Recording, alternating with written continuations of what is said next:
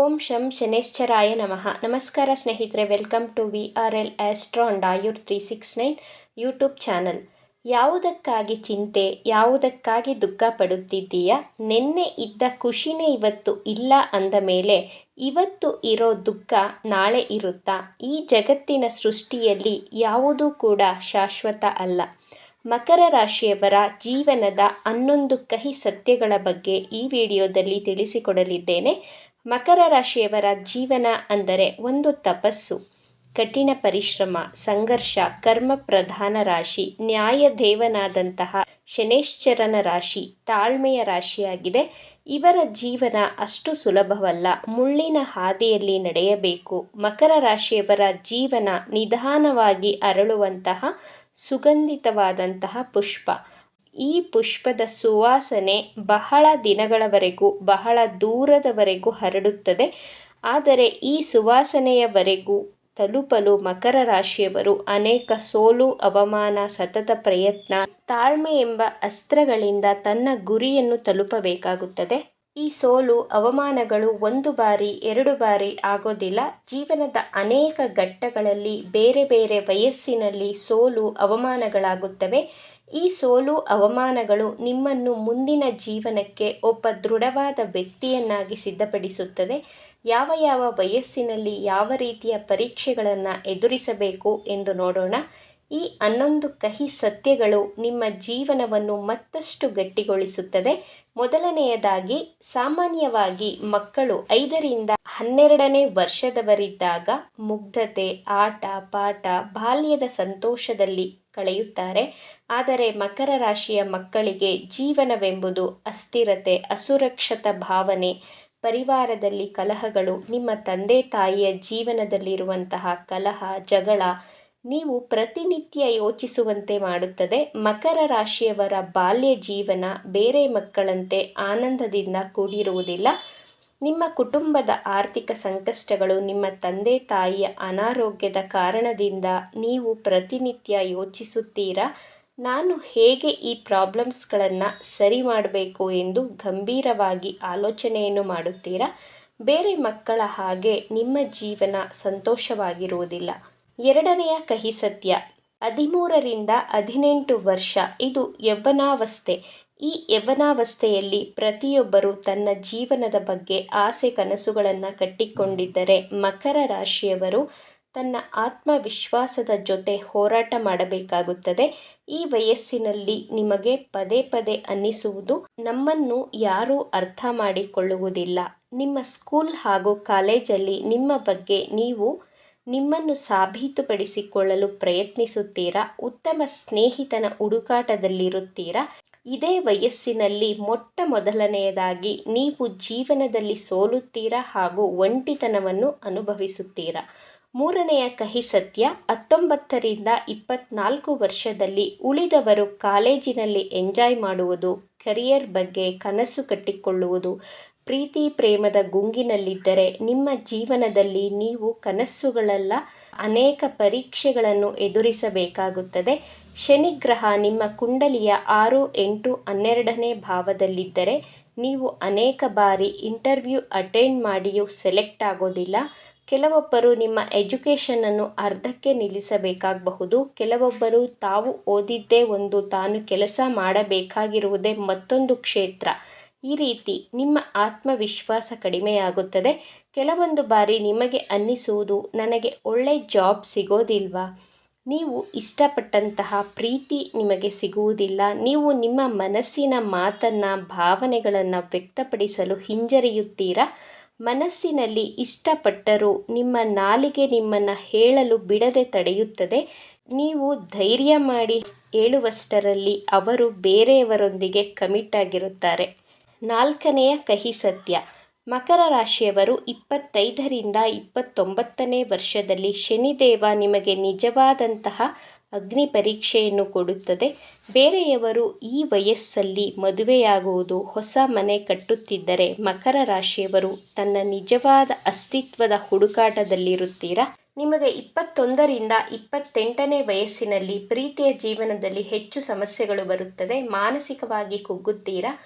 ಚಂದ್ರಗ್ರಹ ಗೋಚಾರದಲ್ಲಿ ಹಾಗೂ ದಶಾಭುಕ್ತಿಗಳಲ್ಲಿ ಅಶುಭ ಸ್ಥಿತಿಯಲ್ಲಿದ್ದರೆ, ಶುಕ್ರ ಗ್ರಹ 6, 8, 12ನೇ ಭಾವದಲ್ಲಿ ಕೇತು ಗ್ರಹದ ಜೊತೆ ಸ್ಥಿತವಾಗಿದ್ದರೆ ನಿಮ್ಮ ಪ್ರೀತಿಯಲ್ಲಿ ಮೋಸ ದ್ರೋಹ ಆಗುತ್ತದೆ. ನೀವು ಪ್ರೀತಿಸಿದರೂ ವರ್ಷಾನುಗಟ್ಟಲೆ ಆ ಪ್ರೀತಿಯನ್ನು ಹೇಳದೆ ನಿಮ್ಮ ಹೃದಯದಲ್ಲಿಯೇ ಬಚ್ಚಿಟ್ಟುಕೊಂಡು ನೋವನ್ನು ಅನುಭವಿಸುತ್ತೀರಾ. 28ನೇ ವಯಸ್ಸಿನಲ್ಲಿ ನಿಮಗೆ ನಿಜವಾದ ಪ್ರೀತಿ ಯಾವುದು, ನಿಜವಾದ ಜೀವನ ಎಂದರೆ ಏನು ಎಂಬುದು ರಿಯಲೈಸ್ ಆಗುತ್ತದೆ. 5ನೇಯ ಕಹಿ ಸತ್ಯ. 23ರಿಂದ 27ನೇ ವಯಸ್ಸಿನಲ್ಲಿ ನಿಮ್ಮ ಜೀವನದಲ್ಲಿ ಮೊದಲ ಆರ್ಥಿಕ ಪೆಟ್ಟು ಬೀಳುತ್ತದೆ. ನೌಕರಿಯಲ್ಲಿ ಅಸ್ಥಿರತೆ, ಆದಾಯ ಕಡಿಮೆ, ಖರ್ಚುಗಳು ಜಾಸ್ತಿ, ಸಾಲಗಳು, ಜವಾಬ್ದಾರಿಗಳು ಹೆಚ್ಚಾಗುತ್ತದೆ. 6ನೇದಾಗಿ 30ರಿಂದ 35ನೇ ವಯಸ್ಸಿನಲ್ಲಿ ಶನಿಗ್ರಹದ ಸಾಡೆ-ಸಾತಿ, ಅಷ್ಟಮ ಶನಿ. ಶನಿಗ್ರಹ ಚತುರ್ಥ, ಅಷ್ಟಮ ಭಾವದಲ್ಲಿ ಸ್ಥಿತವಾಗಿದ್ದರೆ, ಶನಿ ದಶಾ ಭುಕ್ತಿ ನಡೆಯುತ್ತಿದ್ದರೆ, ಶನಿಗ್ರಹ ವಕ್ರಿಯಾಗಿದ್ದರೆ, ಶನಿಗ್ರಹ ನೀಚವಾಗಿದ್ದರೆ, ರಾಹುಗ್ರಹ ದ್ವಿತೀಯ, ಪಂಚಮ, ಅಷ್ಟಮ ಭಾವದಲ್ಲಿ ಸ್ಥಿತವಾಗಿದ್ದರೆ ಸಾಲಗಳು ಹೆಚ್ಚಾಗುತ್ತದೆ. ಭೂಮಿ ವ್ಯವಹಾರದಲ್ಲಿ ಮೋಸ, ಲಿಟಿಗೇಷನ್, ಪ್ರಾಪರ್ಟಿಗೆ ಹಣವನ್ನು ಕಟ್ಟಿ ಸಿಕ್ಕಿಹಾಕಿಕೊಳ್ಳುತ್ತೀರಾ. 7ನೇಯ ಕಹಿ ಸತ್ಯ. 30ರಿಂದ 37ನೇ ವರ್ಷದಲ್ಲಿ ನಿಮ್ಮ ಪ್ರೀತಿಯ ಜೀವನದಲ್ಲಿ ಸ್ಥಿರತೆ ಬರಲು ಪ್ರಾರಂಭವಾಗುತ್ತದೆ. ಆದರೆ ಅಷ್ಟರಲ್ಲಿ ನಿಮ್ಮ ಹೃದಯ ಅನೇಕ ಬಾರಿ ಒಡೆದು ಹೋಗಿರುತ್ತದೆ. ನಿಮ್ಮ ಜನ್ಮ ಕುಂಡಲಿಯಲ್ಲಿ ಶುಕ್ರ ಗ್ರಹ ಮಿತ್ರರಾಶಿ, ಸ್ವಕ್ಷೇತ್ರ, ಪಂಚಮ, ನವಮ ಭಾವದಲ್ಲಿ ಸ್ಥಿತವಾಗಿದ್ದರೆ ನಿಮಗೆ ಉತ್ತಮ, ಅರ್ಥ ಮಾಡಿಕೊಳ್ಳುವ, ಪ್ರೀತಿಸುವ ಜೀವನ ಸಂಗಾತಿ ಸಿಗುತ್ತಾರೆ.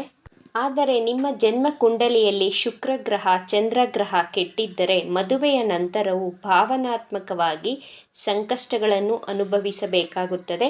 ಈ ಕಳೆದ 10 ವರ್ಷಗಳಿಂದ ಮಕರ ರಾಶಿಯವರು ಸೋಲು, ದುಃಖ, ಅವಮಾನಗಳನ್ನು ಅನುಭವಿಸಿ ಮಾನಸಿಕವಾಗಿ ಗಟ್ಟಿಯಾಗಿರುತ್ತೀರಾ. ಬುದ್ಧಿವಂತಿಕೆ ಹಾಗೂ ಸತತ ಪ್ರಯತ್ನದಿಂದ ನಿಮ್ಮ ಜೀವನವನ್ನು ಎದುರಿಸಲು ಸಿದ್ಧವಾಗುತ್ತೀರಾ. ಈ ವಯಸ್ಸಿನಲ್ಲಿ ನಿಮ್ಮ ವೃತ್ತಿ ಕ್ಷೇತ್ರದಲ್ಲಿ ಅನೇಕ ಚಾಲೆಂಜಸ್ಗಳನ್ನು ಫೇಸ್ ಮಾಡುತ್ತೀರಾ. ಜಾಬ್, ಬಿಸ್ನೆಸ್, ಮ್ಯಾರಿಡ್ ಲೈಫ್ ಯಾವುದೇ ಕ್ಷೇತ್ರದಲ್ಲಾದರೂ ಕಷ್ಟ ಬಂದರೂ ನೀವು ಎದುರಿಸಲು ಸಿದ್ಧವಾಗಿರುತ್ತೀರಾ. ನಿಮ್ಮ ಮನಸ್ಸು ಹಾಗೂ ಬುದ್ಧಿ ಎರಡನ್ನೂ ಸಾಣೆ ಹಿಡಿದು ರೆಡಿಯಾಗಿಟ್ಟುಕೊಂಡಿರುತ್ತೀರಾ.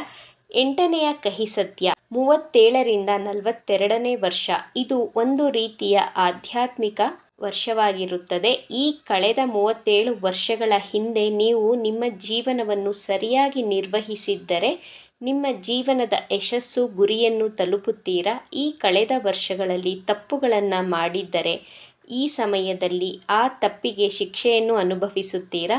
ನೀವು ತಪ್ಪು ಮಾಡಿದ್ದರೆ ನಿಮ್ಮ ವೈವಾಹಿಕ ಜೀವನದಲ್ಲಿ ವೈಮನಸ್ಸು, ಖಿನ್ನತೆ, ಆರ್ಥಿಕ ಸಮಸ್ಯೆಗಳು, ಆರೋಗ್ಯ ಸಮಸ್ಯೆಗಳನ್ನು ಎದುರಿಸಬೇಕಾಗುತ್ತದೆ. ಶನಿಗ್ರಹ ನಿಮ್ಮ ಕರ್ಮಕ್ಕೆ ತಕ್ಕ ಪ್ರತಿಫಲಗಳನ್ನು ಅಳೆದು ತೂಗಿ ಕೊಡುತ್ತದೆ. 9ನೇಯ ಕಹಿ ಸತ್ಯ.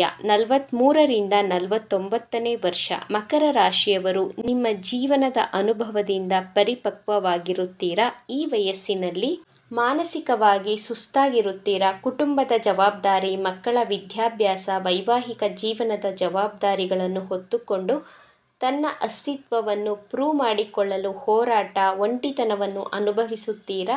ಕೆಲವು ಮಕರ ರಾಶಿಯವರು ತನ್ನ ಕೆಲಸದಿಂದ ರಿಟೈರ್ಡ್ ಆಗಲು ರೆಡಿಯಾಗಿದ್ದರೆ, ಕೆಲವು ಮಕರ ರಾಶಿಯವರು ತನ್ನ ಮಕ್ಕಳಿಂದ ದೂರವಾಗಿರುತ್ತಾರೆ. ಪತಿ-ಪತ್ನಿಯ ಮಧ್ಯೆ ಮಾತುಕತೆ ಕಡಿಮೆ ಆಗಿರುತ್ತದೆ. ಜವಾಬ್ದಾರಿಗಳ ಭಾರವನ್ನು ಹೊತ್ತು ತನ್ನ ಜೀವನದ ಆಸೆ ಕನಸುಗಳನ್ನೇ ಮರೆತು ಹೋಗಿರುತ್ತೀರಾ.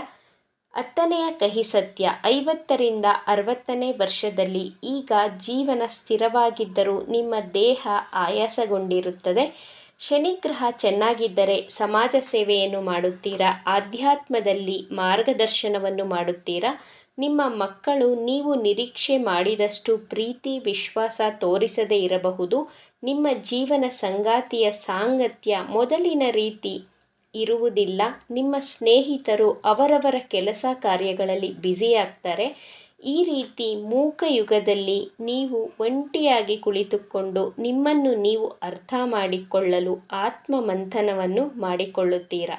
11ನೇಯದಾಗಿ 60ನೇ ವಯಸ್ಸಿನ ನಂತರ ಒಂದು ಮೌನ ಯಾತ್ರೆ ಪ್ರಾರಂಭವಾಗುತ್ತದೆ. ಮಕರ ರಾಶಿಯವರ ನಿಜವಾದ ಜೀವನ ಯಾತ್ರೆ 60 ವರ್ಷದ ನಂತರನೇ ಪ್ರಾರಂಭವಾಗುವುದು. ಈಗ ಮಕ್ಕಳು, ಮದುವೆ, ಜವಾಬ್ದಾರಿ ಎಲ್ಲವನ್ನು ನಿಭಾಯಿಸಿ ಮುಗಿಸಿದ್ದೀರಾ. ಈಗ ದೀರ್ಘವಾದ ಉಸಿರನ್ನು ಎಳೆದುಕೊಳ್ಳುವಂತಹ ಸಮಯ.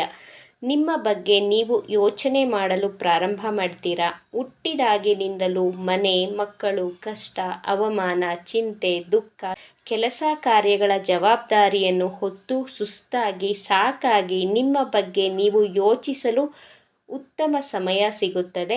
ಮಕರ ರಾಶಿಯವರು ಪ್ರತಿ ಶನಿವಾರ ಮಧ್ಯಾಹ್ನ ಸರಿಯಾಗಿ 12 ಗಂಟೆಗೆ ಅರಳಿ ವೃಕ್ಷಕ್ಕೆ ನೀರನ್ನು ಹಾಕಬೇಕು. 48 ವಾರ ಈ ಉಪಾಯವನ್ನು ಮಾಡಿ ನೋಡಿ.